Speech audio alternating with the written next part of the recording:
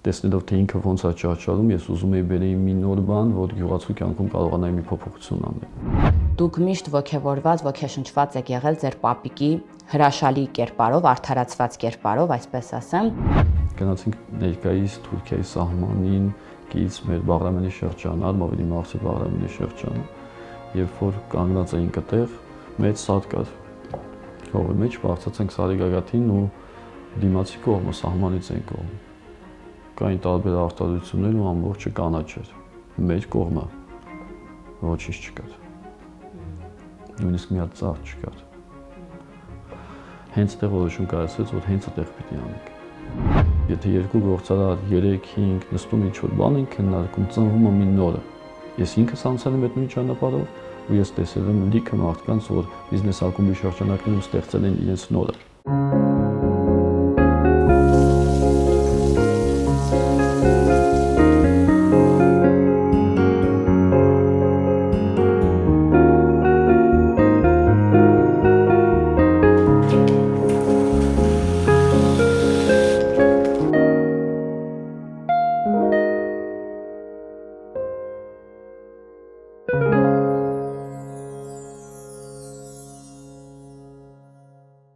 Բարև ձեզ հարգելի հետևորդներ, այսօրվա մեր զրուցակիցը գործարար Հայկ Մանուկյանն է։ Բարև ձեզ, պարոն Մանուկյան։ Բարև ձեզ։ Շնորհակալ եմ մեր հրավերն ընդունելու համար։ Ձեռք բերեք արևային համակարգ Էկովիլից եւ մասնակցեք էլեկտրական ավտոմեքենայի խաղարկությանը։ Էկովիլ, զգա արևի ուժը։ Պարոն Մանուկյան, սկսենք ձեր արմատներից, արմատներով որտեղից եք։ Նախ շնորհակալություն հրավերի համար։ Արմատներով գալիս ենք իմ պապիկի պապան, Պետրոս պապը մեր մեծ պապային, գաղթել Արևմտյան Հայաստանից Մուշ, Գարակից Մուշից։ Եկել են ու Գեղարքունիքի շրջանի Վարդենիս համայնքի ներքին զաղալու այս պահին Ծովակ գյուղի տարածքում են եղել։ Ինչպիսի ընտանիքում եք մեծացել, մի փոքր ներկայացրեք ձեր ընտանիքը։ Ընտանիքի մասին ինքան բան կարելի ասել։ Ես օրինակներ երևի օրինակներով ընտանիքից իմ համար ընտանիքի կերպարը, ընտանիքի տեսակը տեսնել, ընտանիքի մասին պատկերացում կազմելը եկել է իմ պապիկից ու տատիկից։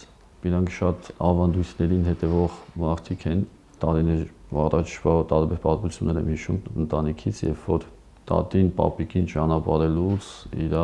հագու կապին, ամբողջ հագուստին, sense մանրամասն հետևում էր, նոր ճանապարհում էր աշխատանքի։ Երբ որ աշխատանքից գալիս էր, բոլորը սպասում էին, որ պիտի ընտանիքի մեծ ընտանիքի հայրը պապին գա տուն ու նոր բոլորս նստեինք սեղան իրար հետ ճաշի։ Խոսքը առաջին իրանն էր, աթոռը իրանն էր, առաջի ամանապուրը իրանն էր։ Ու այսպես ու այս տեսակ բարքերի մեջ ձևավորվեցինք մենք մնացած մեր սերունդը։ Պապիկիս 3 տղաները ու իրանց զավակները։ Քանի որ մենք ձեր պապիկի մասին ֆիլմ ենք պատրաստել Հմայակ անունով ծառը եւ նախապատրաստական աշխատանքներին թիմով մասնակցել ենք, նայել ենք, այսպես ասեմ, հիացել ենք, հուզվել ենք։ Ֆիլմում մի առանցքային բան կար, ավարտվում էր ձեր խոսքով եւ առանցքայինն այն էր, որ դուք միշտ ոգևորված, ոգեշնչված եք եղել ձեր պապիկի հրաշալի կերպարով, արդարացված կերպարով, այսպես ասեմ, եւ կարելի է ասել, որ ձեր այսքան հաջողակ լինելը կապ ունի այդ ամենի հետ, որ ոգեշնչված եք եղել այդքան ուժեղ կերպարով։ Գիտեք, պարտադիր չի ու պետք չի, որ նոր ձևավորվող երեխային ու միշտ չի, որ դա կարևոր է, որ երեխային ասել, թե որն է ճիշտ, որը սխալ։ Շատ կարևոր է բերել օրինակներ մեծերից։ Ես շատ լավ եմ հիշում տատի բերած օրինակները պապիկի մասին։ Ոնց էր կարևորում, մեծարում ու ասում, թե տարբեր իրավիճակներում ինքը իրան ոնց է պահել, ոնց է ապրել, ոնց է անցել ճանապարհը, ինչ գնով է անցել, ինչ է կորցրել, ինչ է ձեռք բերել, ինչն է իր համար եղել կարևոր, արժեքավոր։ Սա այս են խոսքերն էր, որ իմ տատիկը ներկայացնում էր իր ամուսնու մասին ու ես դա լսել եմ առնվազն 34-35 տարի։ Ու այդ նույն իրավիճակը տեսել եմ նաև իմ ճանապարհ անցած ժամանակ, արդեն իմ ծնված օրվանից հետո տեսել եմ, թե պապիկը իրան ոնց է դրսևորում տարբեր իրավիճակներում։ Իր անցած ճանապարհը, իր դժվար անցած ճանապարհը շատ դժվարությամբ անցած ճանապարհը։ Մահից բրցնելով, երեխա ժամանակ ու սոված լինելով, չունենալով ոչինչ, բայց միևնույն ժամանակ լինելով անհավատալու, անպատկերացնելու այսօրվա ժամանակների համար ազնիվ մարդ, ով իր համար ամենակարևորը ազնիվությունն ու անունն էր։ Ես այդ ամեն ինչով ապրեցի իր հետ, ես տեսա այդ ամեն ինչը։ Ու ես իմանալով իր մանկությունը, իմացնելով ներկան, ես փորձում էի իմ մեջ վերցրեցի մի sense մի բան, որ ես պիտի լինեմ, պիտի հասնեմ ինչ-որ մի կետի, որ կարողանամ իր աշխարհը փոխեմ։ Իմ պատկերացրած լավը, իմ աչքերով լավը։ Այն ոնց որ ես էի պատկերացնում, ավելի հանգիստ, ավելի խաղաղ, ավելի ոչ չարչարվելով, հա։ Իհարկե ժամանակ հետո հասկացա, որ երբ որ պապին արդեն 80 անց էր, որ միևնույնն է ես չեմ կարողանում իրան ինչ-որ շատ օգտակար լինեմ, որովհետև ինքը իր ամբողջ կյանքը սովորել է այդպես ապրելուն, երբ որ ես իրան փորձում եմ մի քիչ ավելի հանգիստ կյանքով ապահովել, ինքը չի ընդունում, չի կարողանում համակերպվել։ Մարդը եթե իր ամբողջ կյանքը չարչարվել ու աշխատել է, ինքը շարունակում է ու անդադար շարունակում։ Մինչև իր վերջի օրերը պապիկի ինքը անընդհատ աշխատում է։ Ու այն ճանապարհը, քանի որ մեր ոլորտը գյուղատնտեսությունն էր, բիզնես, նաև իմ համար երազ էր։ Տեսնելով թե ինքը ոնց է ճարճարում, ես ուզում էի բերեի մի նոր բան, որ գյուղացու կյանքում կարողանայի մի փոփոխություն անել, որովհետև երեխա ժամանակ ես էլ իր հետ էի գնում։ Իհարկե ես տենց չէի աշխատում, ոնց որ պապիկն էր աշխատում, բայց ինքը անում էր ամբողջ օրվա կտրվածքով, ես պապիկին ամբողջ օր դաշտերում եմ։ Ես փորձեցի փոխեմ։ Եթե ոչ իր, ապա մնացած գոնե ինչ-որ քանակով, ինչ-որ մարդկանց գյուղացիների կյանքում փոփոխություն անենք։ Ու դա լինի սկիզբ մեկնարկ մյուսներին վարակելու համար, լավ իմաստով վարակել։ Ապա այո, հա, ես իրանից ամաչում էի, վախենում էի, որ իր հույսերը չեմ արդարացնի։ Կարևորում էի, մեծարում էի, ուզում էի լինել իրան գոնե իր նման, իր պատկերացումների նման։ Այ խոսեցիք փոփոխության մասին գյուղատնտեսության մեջ։ Ես տեղյակ եմ, որ ինչ որ բան փոխել եք դուք մոդել, մեխանիզմ, որպեսզի հեշտ լինի այդ ամեն ինչը, այսինքն միայն չեք մտածել, փոխել եք, ինչի մասին է խոսքը։ 2018 թվականի ավարտին մինչև էլի Հայաստանում տարբեր գործունեություններ ենք իրականացնում, բայց 2018 թվականի ավարտին որոշեցինք Հայաստանում մեծ գործընկերների հետ ներդրում անենք Հայաստանի տնտեսության մեջ։ Ուղղությունները շատ տարբեր էր։ Կային շատ ուղղություններ, որտեղ կարելի էր մեկը միանգամից հասնել եկամտաբերության, միանգամից անել, բայց այդ ոլորտները, անողները շատ էին։ Ու ստեղ եկավ իմ երազը էլի, որ մենք վերցնենք միտեղ մի ուղղություն, որը դժվար է, այսինքն ոչ բոլորը կմտնեն դրա տակ, ոչ բոլորը կանեն այդ ամեն ինչը։ Դա գյուղատնտեսություն էր։ Գյուղատնտեսությունը ռիսկային ոլորտ է, որպես բիզնես ունի իր շատ դժվարությունները, դա անդադար հետևողականություն պիտի լինի, անընդմեջ ստեղ էլ կայանում է իր դժվարությունները։ 2018 թվականին նոյեմբեր-դեկտեմբեր ամիսներին արդեն որոշել էինք, որ պիտի հողակտոր վերցնենք, ու այդ հողակտորում պիտի այգի սարքենք։ Այգին վերցրեցինք, մեր համար կարևոր է նայում ենք, թե որտեղ պիտի վերցնենք։ Ու ման էինք գալիս Հայաստանում, որտեղ հնարավոր է։ Գնացինք ներկայիս Թուրքիայի սահմանին կից մեր Բաղրամյանի շրջանը, Արմավիրի Մաղսի Բաղրամյանի շրջանը, երբ որ կանգնած էինք այդտեղ, մեծ սատ կար։ Հողի մեջ բարձրացանք Սարի գագաթին ու դիմացի կողմը սահմանից էին կողմ։ Կային տարբեր արտադրություններ ու ամբողջը կանաչ էր։ Մեր կողմը ոչինչ չկար։ Նույնիսկ մի հատ ծառ չկար։ Դա որպեսզի պատկերացնեք, դա տասնյակ հազարավոր հեկտարների մասին է խոսքը։ Այդ հողերը իհարկե ես չեմ հիշի, բայց ինձ ասեցին ավելի տարիքով մեծերը համայնքի ղեկավարները, որ նույնիսկ սովետական միության ժամանակ չեն մելորացվել, որովհետև դա դժվար է եղել։ Հենց այդտեղ որոշում կայացվեց, որ հենց այդտեղ պիտի անենք։ Թողը դե բնականաբար ծերտ բերեցինք, առաջի բանը որ արեցինք Սարի գլխին դրոշ դնել, Հայաստանի դրոշ դրեցինք ու սկսեցինք իր հարակից տարածքում այգի սարքել։ Ժամանակակից այգի։ Նոր մոդելով, նոր ձևերով։ Երբ որ մենք այգին սարքում էինք, որոշեցինք վարձակալենք տեխնիկաներ, մի օրինակով պատմեմ, թե ինչքան էր ինքը նորություն։ Որոշեցինք վարձակալենք տեխնիկաները, գյուղատնտեսական տեխնիկաները եւ այն տեխնիկաները, որոնք մեզ կօգնեն այգի հիմնման աշխատանքներում։ Մի տեխնիկա բերեցինք, որով որ հողը կտրում էր մոտ 2 մետր խորությամբ, որտեղ որ պիտի ապագայում ծառերը տնեինք։ Այդ վարձատուն ասում է, այս ամուսարի գագաթնա քանդել, ուներից ոսկի ենք հանում։ Դուք նույն ձևով, նույն գումարով վարձակալել եք, այդտեղ ծառ եք դնում, դուք ինչ եք անում, ոսկի եք հանելու։ Իրականում հա,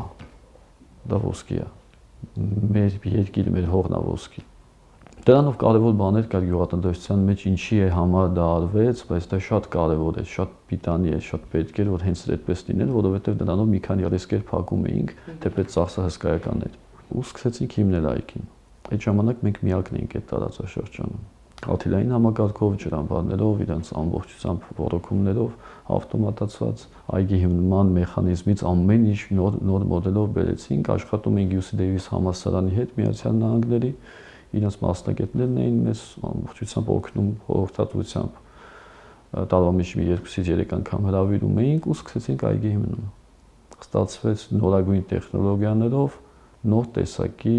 պրոդուկտ, պիստակի այգի հիմնեցինք։ Ինչի պիստակ, որովհետև գյուղատնտեսությունը Հայաստանում չկար, մի քանի հոգի սկսել էին արդեն, եւ ինքը բարձրարժեք կուլտուրա է։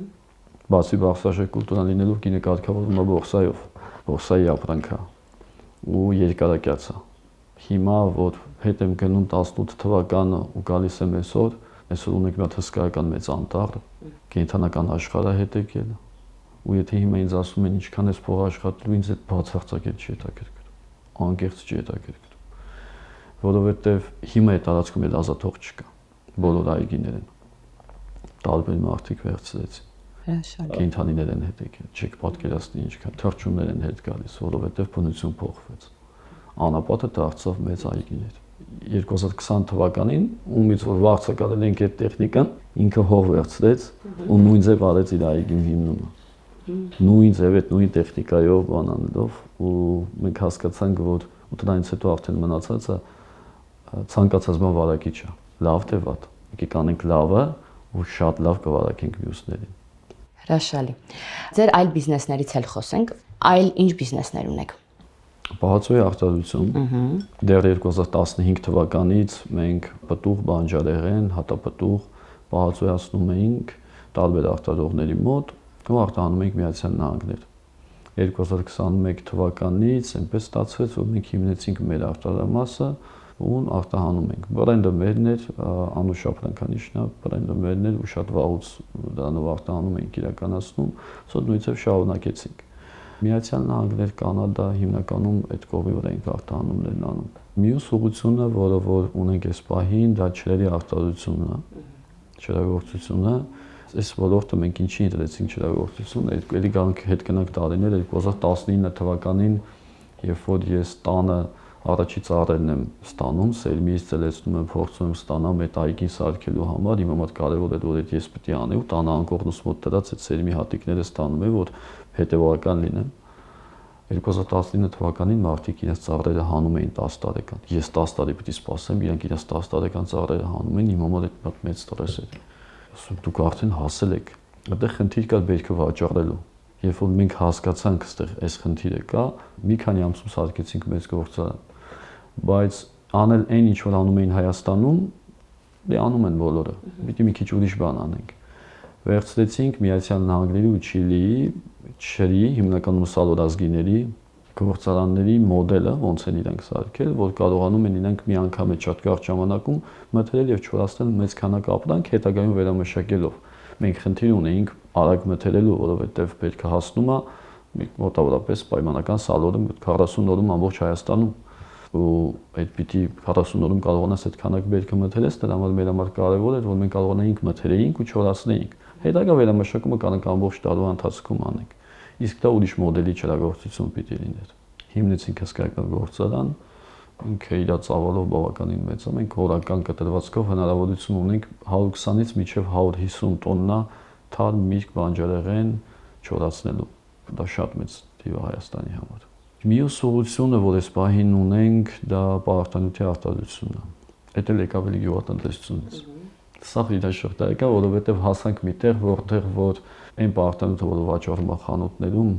մեծամասամբ չի համապատասխանում իրականությանը, այն ինչ որ գրված է։ Բացի այն, որ չի համապատասխանում, վաճառվում է ստանդարտ շուտ բաներ։ Մեծ հողակտորների վրա, հատկապես մեծ հողակտորների վրա, նույն դաշտի մեջ տարբեր տեղեր տարբեր չափաբաժնով պարտանյութ ուզում տարբեր տոկոսային ով մեկտեղ մի բանը մի քիչ ավել է, մյուստեղ մի բանը մի քիչ պակաս, հա դու վերցնես խանութից ստանդարտ բանը տաս, այդ արդյունքը բնականաբար չես ունեն։ 2021 թվականի ավարտին հիմնեցինք պարտանյութի արտադրամասը։ Դեպ պարտանյութի արտադրամասինքից պիտի մի հատ լինի լաբորատորիա, որովհետև միջև այդ ես հողը հավաքում էի, ուղարկում էի Ամերիկա կամ Իսպանիա, որպեսզի ինձ ճիշտ պատասխաններ տային, որովհետև Հայաստանում դեռ չկար գրագետ անալիզներ, հետազոտություններ։ Հիմա ունեցանք լաբորատորիան, որտեղ անում ենք հետազոտությունները, սա առանձին բիզնես եւ մեր համար եւ ցանկացողների։ Դրա հիման վրա արտադրում ենք պարտանյութը, հետազոտությունների հիման վրա, թե կախված թե բույսին ինչա պետք, ու այդ պարտանյութը տալիս ենք արդեն մեր դաշտերին։ Մեր ու էլի լիքենկերների։ Այսպես, դե ունենք մի քանի ուրիշ գործունեություններ, դա ջերմոցային տնտեսություն, ձկնաբուծություն, բոլորը փորձել ենք ընտրենք այնպիսի ոլորտներ, այնպիսի ուղղություններ, որոնք կամ չկան Հայաստանում, կամ քիչ են։ Վերջերս շատ ակտուալ է տարբեր բիզնես ակումբների ստեղծումը, որի շրջանակում գործարարները հանդիպում են, ընկերանում են, միմյանց հետ կիսվում են իրենց հաջողակ փորձով եւ այլն եւ այլն։ Որքանով եք նպաստավոր համարում այս ամենը եւ արդյոք դուք ներառված եք այդ ակտիվ գործունեությունների մեջ։ Լավ, նայեք, գործարար համայնքի զարգացումը շատ կարեւոր է։ Ու ոնց որ միջազգային շուկայում տարբեր պետություններում ընդունված է, որ գործարար համայնքը պիտի համախմբված լինի, պիտի միասին ինչ-որ հարթակներ լինեն, որտեղ որ կարողանում են իրենք քննարկեն, նետվորքինգի մասով ինչ-որ նոր գաղափարներ գեներացնեն, հարց լուծեն։ Այդ հարթակներից մեկը բիզնես ակումբն է, նաև միջազգային հանրության մեջ։ Հայաստանում արդեն շուրջ 5-6 տարի է կան տարբեր ակումբներ, բիզնես ակումբներ, այդ ակումբները որ տալիս են մեծ լայն հնարավորություն։ Բիզնես ակումբը մի տեղ է, որտեղ մարդը գալիս է կրթվելու առաջինը։ Սա անձնական աճի տեղն է։ Շատ ժամանակ գործարարները բիզնես ակումբներում ասում են ինձ ինչ է տալիս այս ակումբը։ Սա չափելի չի, սկզբում դրա համար են դժվարանում չափեն, բայց մի որոշ ժամանակ հետո ինքը արդեն ակնհայտ չափելի է դառնում։ Սա հենց այդ կրթություն տեղերից մեկն է։ Գործարարի կրթություն։ Շփում տարբեր նմանատիպ գործարարների հետ, փորձի փոխանակում, որը նորից գալիս են կրթությանը։ Բիզնես ակումբը տալիս է հնարավորություն նոր բիզնեսներ ստեղծելու, որովհետև եթե երկու գործարար 3-5 նստում ինչ-որ բան են քննարկում, ծնվում է մի նորը։ Ես ինքս անցել եմ այդ նույն ճանապարհով ու ես տեսել եմ լիքը մարդկանց, որ բիզնես ակումբի շրջանակներում ստեղծել են իրենց նորը։ Հայաստանում մի քանի բիզնես ակումբներ կան, այո, ես այդ բիզնես ակումբներից երկուսի իրավ անդամ եմ եւ այո որպես խորհրդի անդամ երկուսում։ Առաջինը դա Մանթաշյանց բիզնես ակումբն է, որտեղ միավորվում են հայ գործարարները։ Ամբողջ աշխարհի հայերին է միավորում։ Լավ գաղափարախոսություն ունենք, շատ հետաքրքիր միասնականության մասին ենք խոսում,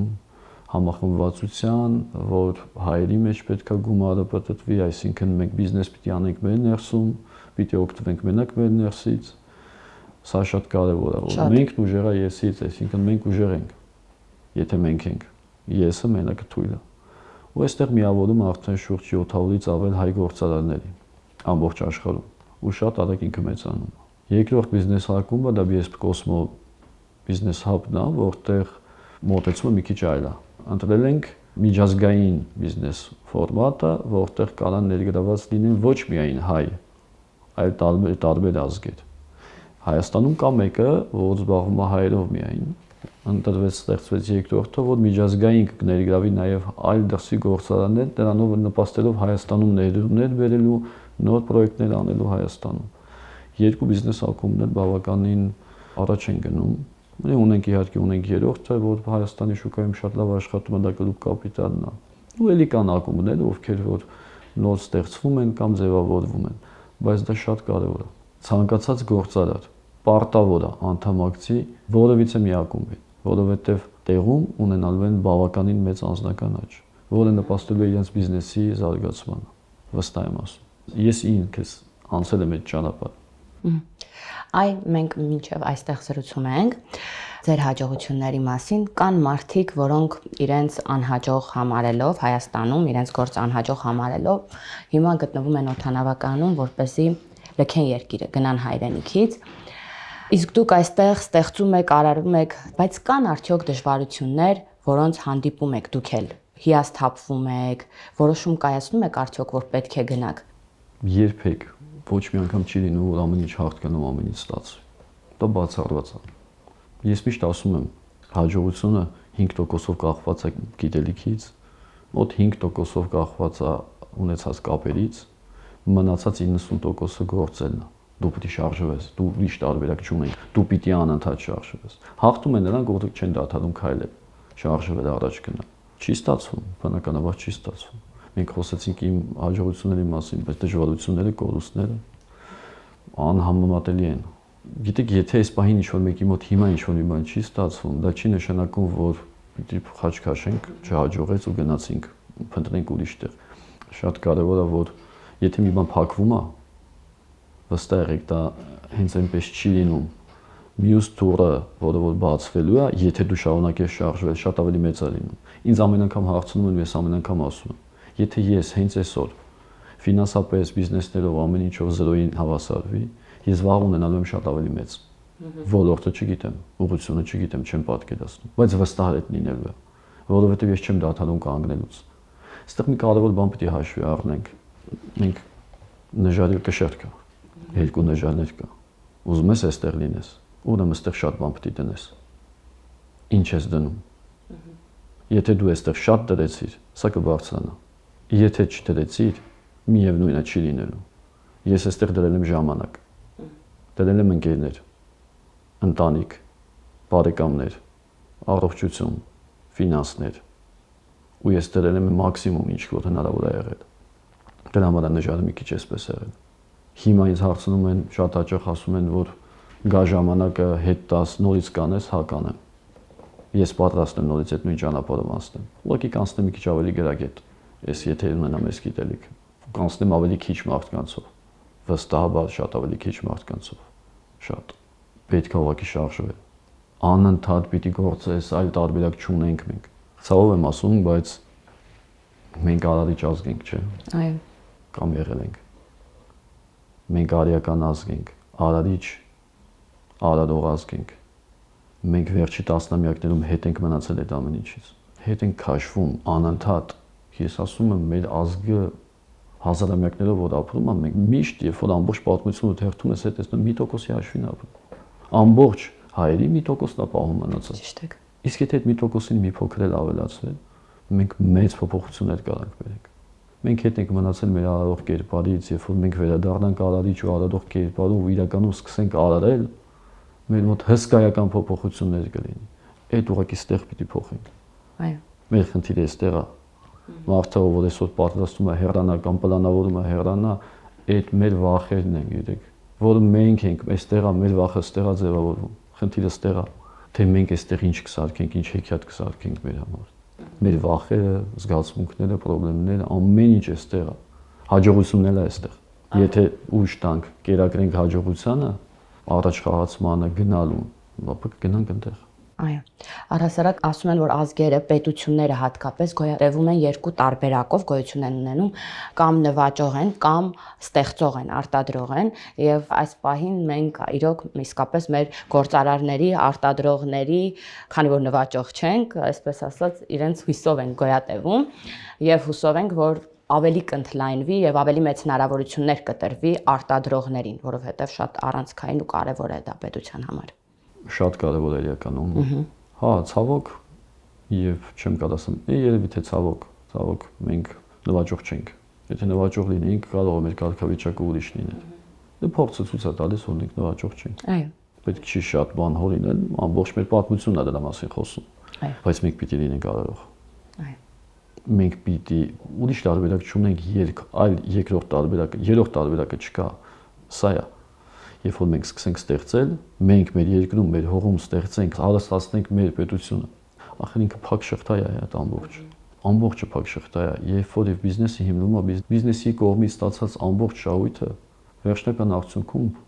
բոլոր վերջինում հայտնում է պետական բյուջեում։ Աշխատավարձի տեսքով, ուրիշ բան գնելով, մյուսը հարկ է տալիս, հարկերի տեսքով ամբողջությամբ ինչ որ շղթաներ անցնելով, ցիկլ անցնելով հայտնվում է պետական բյուջեում։ Ինչքան շատ մենք կարողանանք ստեղծենք տարբեր բիզնեսներ, տարբեր գործունեություններ, այդքան կուժեղանա պետությունը։ Կուժեղանա պետությունը, թե ճիշտ քաղաքականություն էլ վարվի, հա, գործարարին, բիզնեսին, ի աջակցություն, ավտոմատ կլինի նաև գործարարների, բիզնեսների աճ։ Պիտի հարանենք, պիտի ստեղծենք։ Մենք կանգնելու ժամանակ չունենք։ Մենք տարբերակ չունենք։ Հոգեբաններն ասում են, որ յուրաքանչյուր անձի հաջողության հիմքում ընկած են մանկության երազանքները։ Ձերը մանկության նպատակը երազանքը, որ պապիկի հոգսը թեթևացնեք, փոքր ժամանակ, քանի որ տեսել եք, դարձել է հետո նպատակ, երազանքը եւ իրականացրել եք դա։ Բայց ձեր ընտանիքը պատրաստ էր, որ դուք դառնալու եք գործարար, այն էլ հաջողակ գործարար։ Ինչպես եղավ այդ ընթացքը, ձեր կրթությունը, ինչ կրթություն է, կապ ունի բիզնեսի գործարար լինելու հետ։ Առաջի կրթությունը տնտեսագիտական համալսարանի հաշվապահական հաշվառում ֆինանսներ, երկրորդ իրավագիտություն։ Աշխատել եմ իմ մասնագիտությամբ որոշակի ժամանակ, հետո հասկացա, որ ամեն դեպքում ես իմը չի, ես պիտի շարժեմ, պիտի ինչ-որ բան ստեղծեմ։ Ես չեմ կարողանում ուղղակի առանց ես ամեն ինչ անում եմ, որ իմ մոտ ժամանակ ազատեմ, որ կարողանամ նոր ինչ-որ գաղափար գեներացնեմ ու նոր բան սկսեմ սարքել։ Ու ես ամեն անգամ փորձում եմ այդ ազատ ժամանակը գտնեմ։ Երազանք մանկության մոտիվացիաները մի քանիսն են եղել։ Եվ մանկության երազանքը, բնականաբար, պապիկի կերպարը։ Եվ այն, որ ես նայում եմ ձեռքիս ու ասում եմ, թե ես քանի ընտանիք է այս ձեռքով գերակրմանը սպասում, կամ եթե ոչ այսօր, ապա մի քանի տարի հետո հաշվում եմ, թե քանի ընտանիք պիտի ես գերակրեմ։ Ու երբ որ եկավ այդ պահը արդեն հասունացավ, որ ես պիտի գնամ այդ քայլ անեմ, եթե ես այդ բանը չանեի, հետո էլ չէի կարողանա անել։ Ժամանակ չէի ունենալու։ Ես ընտանիք չէի կազմում երկար տարիներ մենակ նրա համար, որովհետև այս կողմը նժարը շատ բան էի դեն։ Իմ համար մոտիվացիաներից մեկը նաև նա էր, որ միևնույն է գալու մի պահ, որ ես պիտի հոգ տանեմ այս ընտանիքների մասին։ Ես ուզում եմ ինչ-որ բան փոխեմ։ Այստեղ մի կողմ պապիկն է, ինչ-որ երազանքներ։ Այս ամեն ինչը ոնց որ իմ համար մոտիվացիայի սկիզբն էր։ Մոտիվացիան էր, բայց ոնց որ ցույց է տալիս իմ անցած ճանապարհը մոտիվացիան միշտ բախվում է դիսցիպլինային, միշտ։ Մոտիվացիան մեկնարկի համար է կարևոր։ Անձի ներսի մոտիվացիան ինչ-որ քայլ անելու համար սկզբի համար է կարևոր։ Հետո պիտի աշխատի դիսցիպլինան, որովհետև մոտիվացիան կերպարանը փոխվում է անընդհատ։ Ժամանակը անցնում է, մտածմունքները, պատկերացումները, մտահորիզոնը փոխվում է ու նոր բաներ են գալիս, որոնք ես տարբեր ուղղություններով կարող մոտիվացնի ու շեղվում ես արդեն իրական ճանապարհից։ Դրանով դիսցիպլինան ու սկսում է շարժվել դիսցիպլինով։ Ընտանիքը պատրաստ է թե չէ։ Չէ։ Ոչ մեկ պատրաստ չէ։ Ոչ մեկ բացարձակապես։ Կար մի ժամանակ, որ մենք հացի խնդիր ունեինք, բայց այդ նույն ժամանակ դրանից հետո էլ ագին ժամանակ ու դրանից առաջ էլ ոչ մեկ պատրաստ չէր, չէին էլ պատկերացնում, իրենք ուրիշ բան էին ուզում։ Շատ անգամներ, երբ որ խոսում էին ընտանիքի անդամների հետ, իրենց պատկերացումները, թե ես ոնց պետք է լինեմ, ու իմ պատկերացումները, թե ես ինչ եմ ուզում, 140 աշճան տարբեր բաներ էին։ Ուտեղ բախում էր լինում։ Դուք ինձ սենց եք տեսնում, ես ուրիշ ձև եմ տեսնում։ Երևի թե դա գալիս է նրանից, թե իրենց մեծերը ոնց են ապրել, ինչ դժվարությամբ են ապրել, ոնց են վաստակել ու իրենց մոտ պատկերացումներ ու այդ մեր հասարակության մեջ շատ տարածված է։ Իրենց մոտ այդ պատկերացումները դրանով էլ սահմանափակվում է։ Ինչ որտեղ դա ճիշտ է։ Միգուցե այն ժամանակ ճիշտ էր։ Հիմա ժամանակները իմ համար փոխված են, իմ համար մի քիչ ուրիշ է։ Ու իմ բնավորությունն էլ այստեղ շատ մեծ դեր խաղաց։ Այո, որովհետև երբ ձեր հարազատները ֆիլմում խոսում են ձեր մասին, ասում են, որ փոքր տարիքում շատ ընդվզող, ըմբոստ, հակառակվող եւ իր նպատակի հետևից գնացող հասնող երեխա եք եղել, ամենայն հավանականությամբ մեծ նշանակություն է ունեցել։ Ինձ հետաքրքրեց մի բան, այն որ դուք հասուն տարիքում ցանկացել եք արդեն հոգ տանել որոշ ընտանիքների մասին։ Դա ինչից է եկել ձեզ մոտ, արդյոք մանուկ հասակում նրանց սերը ձեր հանդեպ, նրանց հոգատարությունը ձեր հանդեպ, ինչն է ձեզ տարել այդ կետին, որ այդքան բան եք ուզեցել վերցնել ձեր երիտասարդ ուսերին։ Մենք միշտ պետք է շնորհակալ լինենք։ Ու մենք անընդհատ պիտի շնորհակալ լինենք։ Շնորհակալություն ձեզ, որ այսօր ժամանակ եք տրամադրում, շնորհակալություն իմ ընտանիքին, իմ ընկերներին, բոլոր մարդկանց ու բոլորին շնորհակալություն մենք պիտի տա։ Շնորհակալությունը վերադարձնելու, տալու, շնորհակալություն հայտնելու տարբեր ձևեր կան։ Գիտեք, մի ժամանակ, երբ որ կար մի ընթացք, որ իմ համար ինչ-որ բան էին անում այդ երեխա ժամանակ, խոսք այդ ընտանիքների մասին, հոգ էին տանում իմ մասին, իմ համար չգիտեմ ինչ-որ փոքր բան էին վաղն ու տալիս։ Իրանք անում էին դիմացը ոչ մի բան չսպասելով, իրանք անում էին ոչ մի բան չակնկալելով։ Այդ մարդիկ ուղղակի անում էին սիրուց ելնելով։ Մենք չպիտի մոռանանք այդ ամեն ինչը։ Անկախ նրանից իրանք ուզում են թե չեն ուզում, մենք պիտի հասկանանք, չէ՞ որ մենք պարտականություն պիտի ունենք։ Մենք պիտի վերցնենք մեր վրա պարտականություններ։ Ոչ մեկ կյանքում ոչ մեկ մեզ իրավունք չունի ինչ-որ բան պարտավորեցնելու,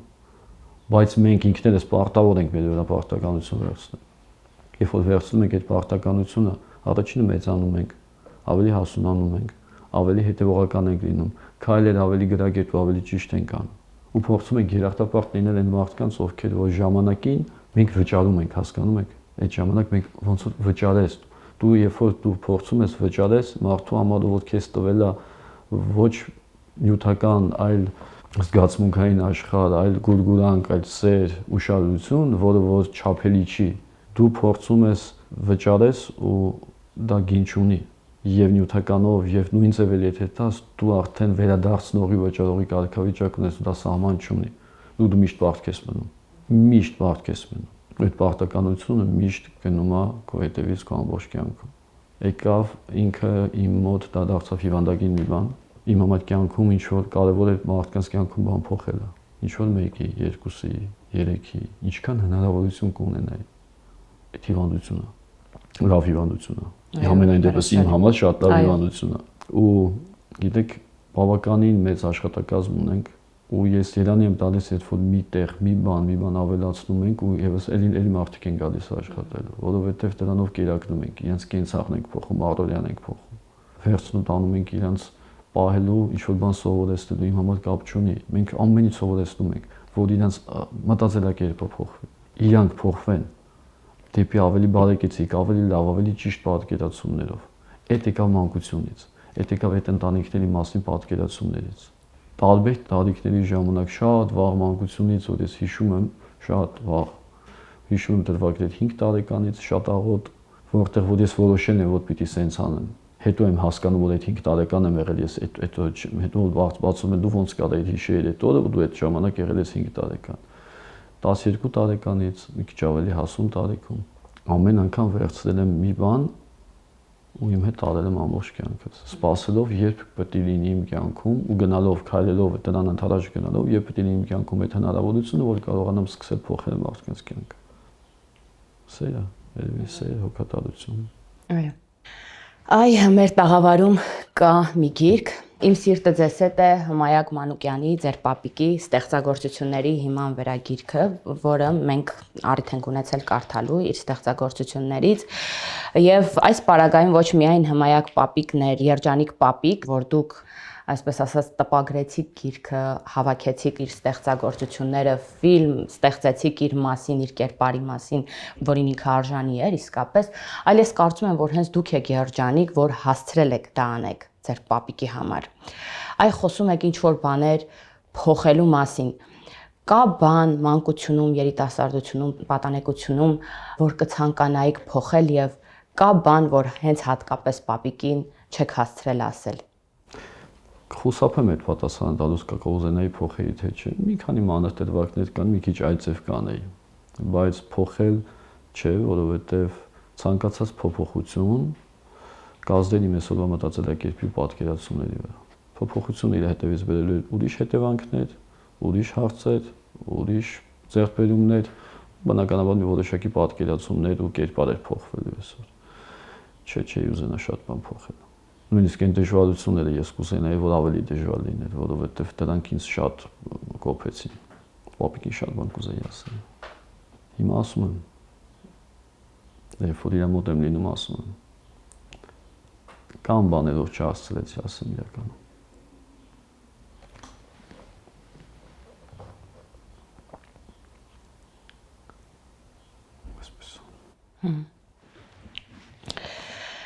Իմ կարծիքով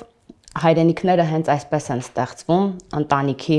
հրաշալի մոդելով, արմատներին ամուր կարճած լինելով, ստեղծող, արարող, արտադրող լինելով Ձեր կերպարը հենց հայրենիք ստեղծողի կերպար է, բայց ուզում եմ իմանալ ինչպիսին է այն հայրենիքը,